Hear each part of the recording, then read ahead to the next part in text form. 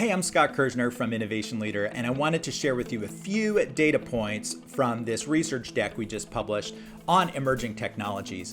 2021 was a really noisy, some would say overhyped year for all kinds of emerging tech, whether from the startup world or from the world of established technology vendors. So our goal in putting together this research deck was to help readers understand what other large companies do when it comes to scouting and pilot testing and potentially deploying new technologies that are going to help them build advantage.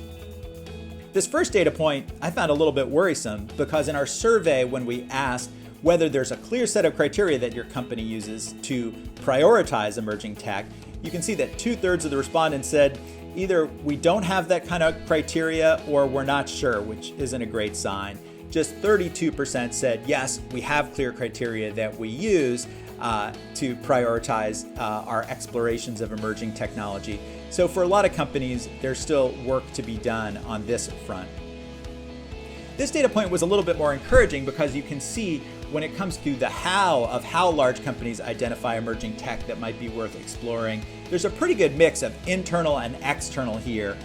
You can see bar number 3 there is talking externally with startups or venture capital firms about what's going on in the wider world. Approach number 2 is talking to people in functions or business units and getting them to share their insights, maybe about problems they have or opportunities they see or vendors that they've encountered. And approach number 1 is teams and individuals whose responsibility it is to scout for these emerging technologies. There is a lot more quantitative data in the 35-slide research deck, which you can learn about at the URL that's on the screen. We also did qualitative interviews with senior executives at MetLife, Best Buy, iRobot, Fidelity Investments, and a whole bunch of other companies about how they make sense of the emerging tech landscape. I want to thank our sponsor, KPMG, and I want to thank you for watching.